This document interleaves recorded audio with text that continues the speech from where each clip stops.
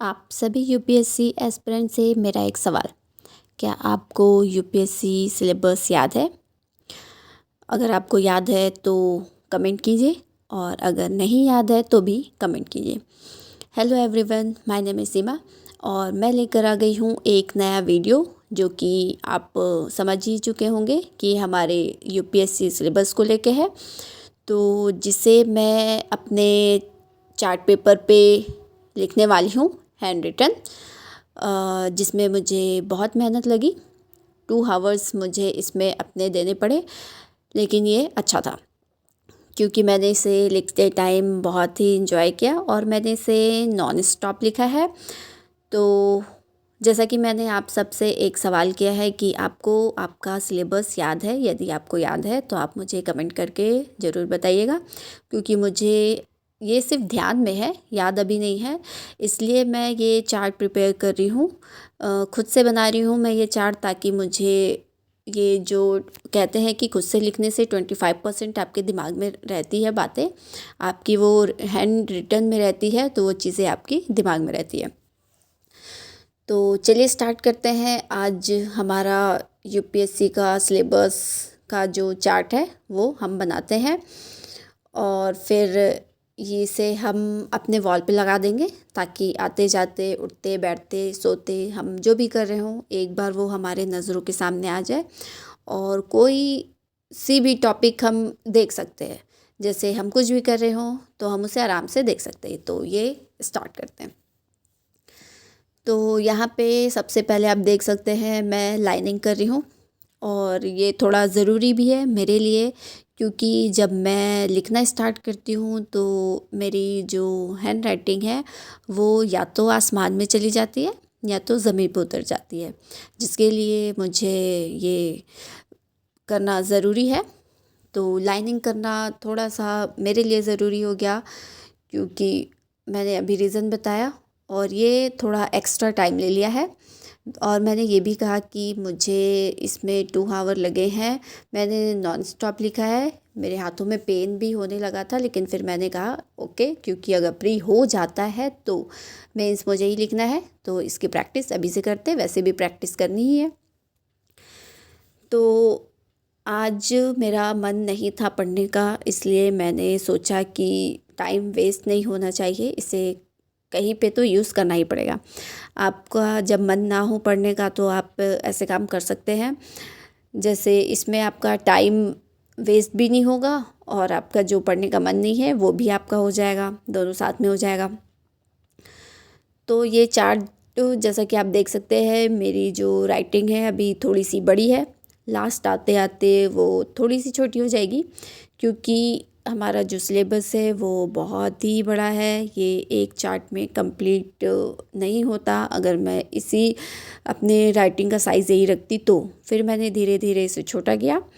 और आप इतना इस उस राइटिंग का जो आपका जो भी साइज़ है आप ऐसे लिखिएगा ताकि आपके एक चार्ट में आ जाए, फिर आपको एक्स्ट्रा कोई और चार्ट या फिर उसके पीछे आगे लिखने की ज़रूरत ना पड़े, आपको एक ही चार्ट में सारे कवर हो जाए। और ये मैंने लिखना स्टार्ट किया है, ये हमारा है GS1, जिसमें हमारा हिस्ट्री आता है। तो यूनिट वाइज मैंने इसे डिवाइड किया है, जैसे सेम आपका जो साइट में हमारे आता है सिलेबस, मैंने उसके अकॉर्डिंग ही लिखा है। और आप देख सकते हैं मैं इसे साथ में लेकर लिख रही हूँ, क्योंकि मुझे ये याद नहीं है, सिर्फ ध्यान में है कि हाँ इसमें ये टॉपिक है। तो इसे लिखने का मेन मकसद ये है कि आप इसे लिख लेंगे तो ये आपके नज़रों के सामने रहेगा, आप टॉपिक को देख सकेंगे बार बार। और मैंने दिव्या तंवर जो हमारी IPS बनी है उनका इंटरव्यू देखा था, और दृष्टि में भी वो आई थी, तो वहाँ पे उन्होंने कहा था कि आप सिलेबस को हैंड रिटन खुद से लिखिए, जिससे आपको वो चीज़ अच्छे से याद रहेगी और फिर उस चीज़ को याद कर लीजिए। और सारे लोग कहते हैं कि आपको सिलेबस याद होनी चाहिए, मुझे तो अभी नहीं है, बट मैं अब धीरे धीरे इसे याद कर रही हूँ। आप एक साथ लेकर नहीं बैठ सकते इसे याद करने, इसलिए मैंने इसे चार्ट बनाया है ताकि मैं इसे वॉल पे लगा दूँ, और एक लाइन भी अगर मैं याद कर रही हूँ रोज़ तो फिर कुछ टाइम में मेरा ये कंप्लीट हो जाएगा। तो आप जैसा कि देख सकते हैं ये मेरा GS1 कंप्लीट होने वाला है। और ये मैंने इसको ऐसे किया कि मेरा ये है जो वो एक लाइन में GS1 कंप्लीट हो जाए, इसी तरह नेक्स्ट में 2 आ जाए, फिर 3 4 5, क्योंकि मैंने पहले से ही ऊपर वहाँ पे हेडिंग डाल दिया था GS1 2 3। मुझे लगा था कि आ जाएगा, बट फिर मैंने अपनी साइज़ थोड़ा सा छोटा किया, फिर वो आ गया। और इसमें प्रीलिम्स, CSAT और GS मैंने सब कुछ, मतलब जितना सिलेबस है वो, बस मेरा ऑप्शनल इसमें नहीं है क्योंकि इसमें जगह बिल्कुल भी नहीं थी। ऑप्शनल का मैं इसके लिए इतनी बड़ी चार्ट की ज़रूरत भी नहीं पड़ेगी, ये एक में हो जाएगा। और आपको ऐसा मार्केट में चार्ट नहीं मिलेगा कि दोनों का सिलेबस हो, तो आप इसे खुद से बना सकते हैं। जैसा कि मैंने बताया कि मेरा पढ़ाई में मन नहीं लग रहा था, मैं कोशिश भी कर रही थी तो भी नहीं लग रहा था। कभी कभी ऐसा होता है कि आप पढ़ने बैठो, आपका मन नहीं लगता है, मतलब आप कुछ चीज़ लर्न कर रहे हो तो आपको याद नहीं होगी। तो फिर मैंने सोचा कि क्या किया जाए जिससे मेरा टाइम भी यूटिलाइज़ हो जाए और फिर जो पढ़ाई का मन नहीं है वो भी मैनेज हो जाए। फिर मुझे ध्यान आया कि मुझे चार्ट बनाना था, तो मैं इस चीज़ को आज कंप्लीट कर लेती हूँ। तो मैंने फिर इसे कंप्लीट किया। ये आप देख सकते हैं मैं GS2 का लिख रही हूँ। मैंने बहुत फास्टली इसे लिखा ताकि जल्दी से जल्दी कवर हो जाए और मुझे एक आइडिया मिल जाए कि मैंने इतना सारा कितने टाइम में लिखा। मैंने टाइमिंग सेट कर ली थी और उसके साथ उसके अकॉर्डिंग चल रही थी, तो पता चला मुझे पूरे के पूरे मुझे 2 आवर्स पूरे लगे। मैं 10 बजे, हाँ 10 बजे रात में बैठी थी और ये 12 बजे मेरा कंप्लीट हो गया था। उसके बाद आप देख सकते हैं ये है GS3। फिर से स्टार्ट करते हैं लाइनिंग, क्योंकि थोड़ा सा प्रॉब्लम है, क्योंकि हम स्कूल टाइम में लाइनिंग वाली कॉपी में ही लिखते हैं तो आदत हमारी वही रहती है। तो मेरा थोड़ा सा हो जाता है, बहुत ज़्यादा नहीं, थोड़ा सा होता है, जो ठीक हो जाएगा प्रैक्टिस के साथ। क्योंकि अभी मैंने आंसर राइटिंग प्रैक्टिस स्टार्ट नहीं की है, इसलिए थोड़ा सा प्रॉब्लम हो रहा है। बाकी आप लिख सकते हैं वाइट पेपर पे, जिसको जैसे भी है, और इसमें अपना टाइम बचा सकते हैं लाइनिंग करने से। तो ये स्टार्ट हुआ हमारा GS3, जो कि बहुत इम्पॉर्टेंट है हमारा, और इसे मैंने जल्दी जल्दी लिखा, कवर किया। फिर इसी तरह से मैंने GS4 किया, CSAT लिखा, प्रीलिम्स के था, मैंने उन सारे को इसमें ऐड किया है, वॉल पे लगा लिया है, ताकि वो बार बार टॉपिक आपको एक बार दिख ही जाए, दिन में आप 2-3 बार इसे देख ही लोगे। आप ऐसा कर सकते हैं, आपको ये आइडिया अच्छा लगे तो आप बिल्कुल ऐसा कर सकते हैं, क्योंकि ऐसे आपको चार्ट मार्केट में नहीं मिलेगा।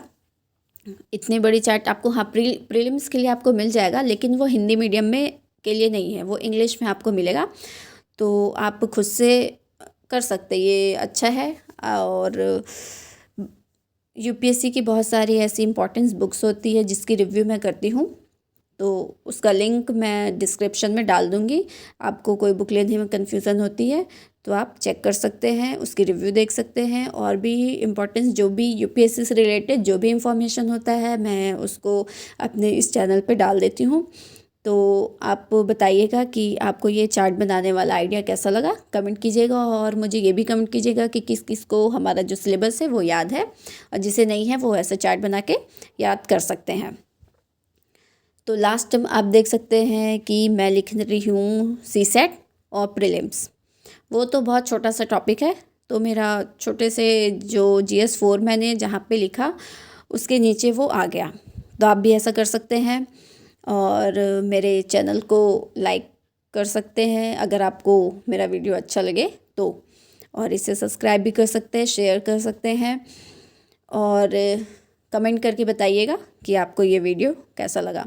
बाकी मैं ऐसे बहुत सारे वीडियो और भी जो UPSC से रिलेटेड होगा उसको अपने वीडियो में, सॉरी चैनल में डाल दूँगी, आप वहाँ से चेक कर सकते हैं। तो ये है हमारा लास्ट लाइन जो मैं लिख रही हूँ, इसके बाद फिर डन। तो वीडियो देखने के लिए थैंक यू, और चैनल को लाइक, सब्सक्राइब एंड शेयर ज़रूर कीजिएगा। Thank you.